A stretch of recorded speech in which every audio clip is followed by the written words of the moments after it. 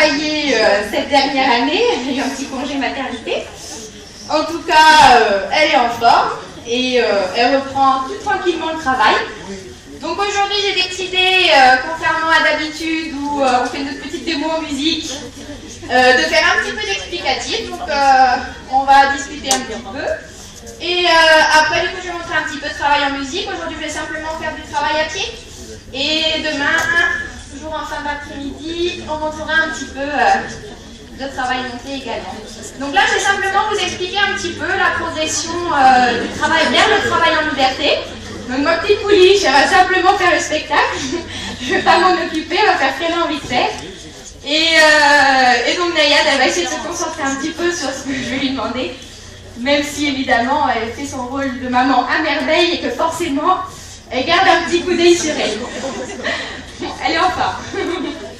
Ok, donc, je vais vous expliquer un petit peu donc, la progression vers le travail en liberté. Sylvain, si tu peux éviter de faire les exercices de cirque pour le moment, on verra ça plus tard. Donc, dans le travail en liberté, pour aller vers le travail en liberté, on va retrouver un petit peu 5 exercices importants qui vont nous, donc, en longe, nous permettre de poser des bases solides pour arriver à un travail en liberté qui va être à peu près sûr. C'est-à-dire que souvent, on va un petit peu griller les étapes et partir assez rapidement en liberté, mais c'est important de poser des bases solides en longe pour qu'en liberté, ça puisse se passer le mieux possible. Donc pour commencer, déjà, point très important et qui est souvent très répété, mais pas toujours entendu par tout le monde, ça va être le respect de l'espace personnel. Donc pour ça, ce qu'on veut, c'est simplement avoir un cheval qu'on peut toujours mettre à distance et qui respecte toujours notre bulle. Ça, c'est hyper important, c'est primordial. Pouvoir lui demander de reculer, d'aller un petit peu plus loin et de tenir son immobilité à distance. Ça, c'est vraiment le prérequis indispensable. Bien, ma belle. Ok. Une fois qu'on a donc ce respect de l'espace personnel, ce qui va être très important, ça va être le contrôle des postérieurs. Si on n'a pas le contrôle des postérieurs, on va avoir du mal à récupérer son cheval en liberté lorsque celui-ci aura décidé d'aller voir un petit peu ailleurs ce qui se passe. Donc, ce qui va être essentiel, ça va être de pouvoir obtenir le déplacement des postérieurs sans tension dans la longe et sans avoir besoin d'insister pour que le cheval vienne toujours nous faire face. Je vais faire ça des deux côtés, pouvoir avancer vers l'arrière-main, ma belle, ne t'inquiète pas. Et donc toujours avoir un cheval qui vient faire face. Vérifiez toujours le contrôle de l'espace, pas de problème. Oui, elle est en train de poser devant les photos. Elle apprend déjà très vite le métier. Ok. Ensuite, ce qui va nous intéresser dans le travail du mené, donc dans le fait que le cheval nous suive en liberté, ça va être la notion de mener avec l'idée de coude de confort. Donc ce qui m'intéresse, c'est que le cheval comprenne l'idée de confort lorsqu'il vient mettre sa tête à côté de mon coude. Parce que il y a pas mal de chevaux qui suivent très très bien en longe, mais c'est un petit peu flou, un petit peu imprécis. Ils n'ont pas l'idée de venir vraiment coller le coude. Donc quand ils se retrouvent un petit peu en liberté, ils sont un petit peu dans le flou, et c'est là que des déconnexions sont possibles. Donc si mon cheval apprend qu'à chaque fois que je fais un petit tour serré, l'idée c'est de venir retrouver le coude, et qu'à ce moment-là, je vais mettre du confort, dans sa tête, ça va devenir assez clair que le coude, c'est une cible plutôt intéressante. C'est-à-dire que dès que je vais m'écarter, on va dire, hop, je reviens coller le coude, et j'ai du confort. Ok. Là, il n'y en aura plus de jus pour demain.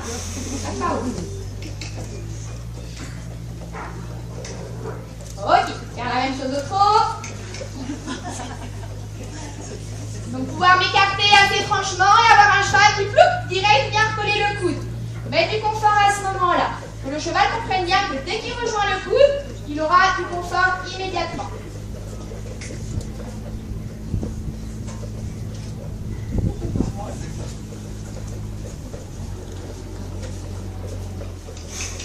Ok, on va demander la même chose à l'autre main. Toujours important de travailler des deux côtés. Pouvoir vérifier les tournants serrés et toujours un cheval qui revient avec cette idée de coude de confort. Ok, et vérifier qu'au fur et à mesure, on peut venir mettre un petit peu plus d'énergie et avoir un cheval qui vient hop, coller le coude. Toujours la même idée, je viens coller le coude et derrière c'est confortable. Une fois que le cheval a bien acquis cette idée, ça va être hyper facile pour le travail en liberté parce que c'est clair et précis pour lui. La cible, c'est le coude. Je me focalise là-dessus et je mets du confort. Une fois que le cheval a bien acquis, évidemment, on ne va pas forcément faire je demande à d'un coup qui viennent me rejoindre et je m'arrête. Évidemment, on va pouvoir enchaîner un petit peu plus. Mais l'idée, c'est que tant que c'est pas complètement acquis sur le cheval, on vient vraiment fractionner le travail. Donc on demande et dès qu'il le fait, on récompense. Ensuite,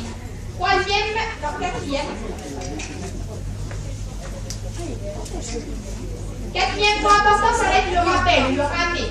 Ce qui nous intéresse aussi, par exemple, si notre cheval se déconnecte, ça va être de pouvoir le ramener à nous.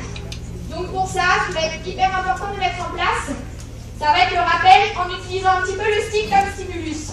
Comme ça, si imaginons on se déconnecte et qu'elle va avoir un petit peu par là-bas, si je me recule et que je plaque un petit peu mon stick par terre, elle aura associé l'idée de revenir vers moi. Donc ça va être hyper important dans le travail en liberté. Ok. Ok, pas de problème. Ok, là c'est très bien. Ok, ma belle. Ensuite, dernier exercice important avant de pouvoir attaquer le travail en liberté. Évidemment, souvent ce qu'on veut faire, on n'est pas obligé, ça peut aller très vite le travail en liberté, à condition qu'on ait posé les bases nécessaires. On n'est pas obligé de voir toute la palette d'exercices possibles et réalisables en longe. Il y a des exercices qui sont vraiment importants d'avoir mis en place avant d'aborder le travail en liberté. Donc là, ce qui va m'intéresser en dernier point, ça va être le travail sur le cercle. L'idée de pouvoir mettre les épaules à distance, éloigner le cheval de soi.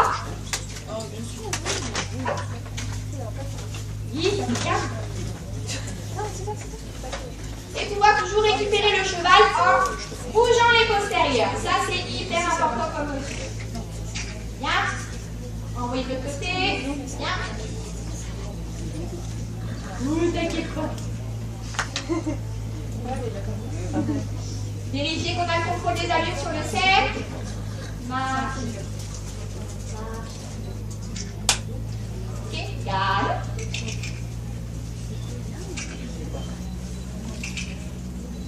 Et pourquoi pas vérifier le ramener. Ok, très bien. Donc une fois qu'on a vérifié un petit peu, qu'on a vérifié, qu'on a mis en place ces exercices, à ce moment-là, le travail en liberté va être grandement facilité. Donc on va enlever le micro. On va une position plutôt là-bas. Et je vais faire la même chose, les mêmes exercices.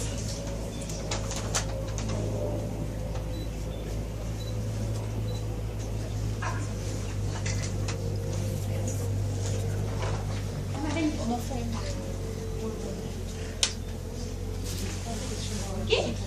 Donc le respect de l'espace, pouvoir mettre son cheval à distance en toute situation. Ça c'est très bien. Stop, ça suffit par contre. Bien ma belle. Bien. Ah, ça c'est bien. Ok, ensuite, donc mon contrôle des postérieurs.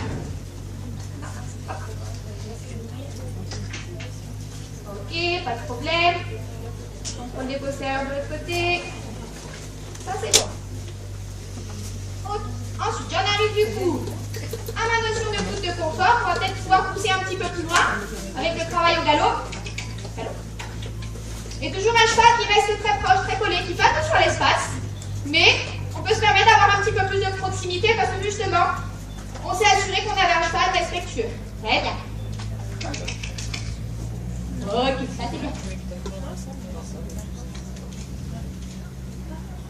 Galop.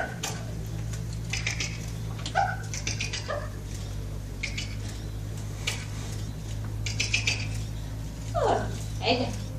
Bien ma belle. Ok.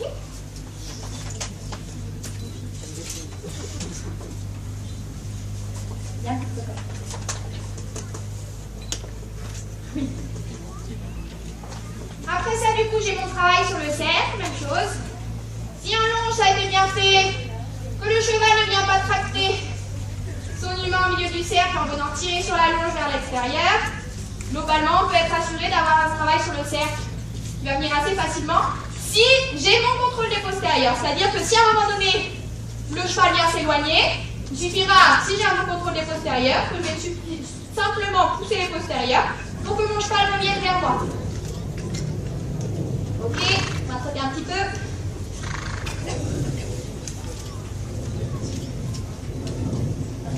On va avoir un peu les transitions.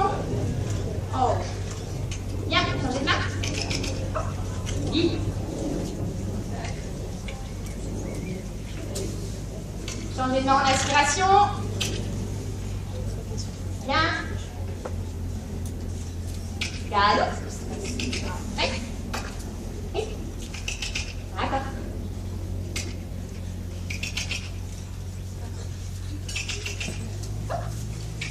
D'accord. Ok, c'est très bien, super. Donc voilà, donc à partir de ça, on a des bases solides pour commencer à travailler en liberté. Et à ce moment-là, on va pouvoir commencer vraiment le travail en liberté dans le sens où la liberté, ça va être aussi un contexte pour commencer à apprendre de nouveaux exercices au cheval. Dans un premier temps, en liberté, on va surtout demander des exercices que le cheval connaît parfaitement en longe pour le laisser dans quelque chose qu'il connaît bien, là où il a bien ses repères. Une fois que la connexion est bien établie, à ce moment-là, on va pouvoir se permettre d'apprendre des nouveaux exercices en liberté. Parce que le cheval a compris l'idée de vouloir faire l'exercice. Il a compris que son confort était dans la réussite de l'exercice. Donc il va tout mettre en œuvre pour réussir l'exercice. Il est passé dans un état d'esprit positif par rapport au travail. Il ne cherche pas à fuir. Il dit que le plus simple pour lui et le mieux, c'est de s'investir un petit peu dans ce qu'on lui demande et de faire ce qu'on lui demande. Essayer de réfléchir là-dessus. Ok? Donc par exemple, après on peut faire vraiment plein de choses en liberté. Pas tout le monde fait aujourd'hui, on va essayer de montrer un petit peu, mais après on va pouvoir vraiment commencer à varier le travail, ça c'est bien ma belle, et commencer à proposer pas mal de choses différentes au cheval. Donc là par exemple, elle peut sauter le bidon couché, elle peut aussi sauter le bidon monté, mais pas demandé aujourd'hui, ça fait longtemps qu'elle n'a pas travaillé.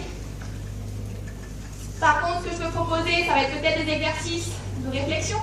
L'envoyer passer derrière le bidon. Ok. Revenir. Ça c'est bien, pas de problème. Ensuite, venir peut-être lui demander de rester autour du bidon. Vas-y, Naï. Et de faire ses cercles toute seule autour du bidon. Vas-y, Naï.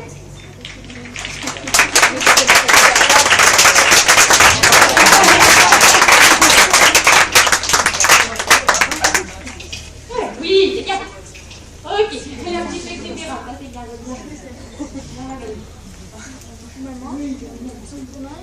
Ok, à ce moment-là, si je tourne mon cahier, on va mettre un petit peu de musique. Petite musique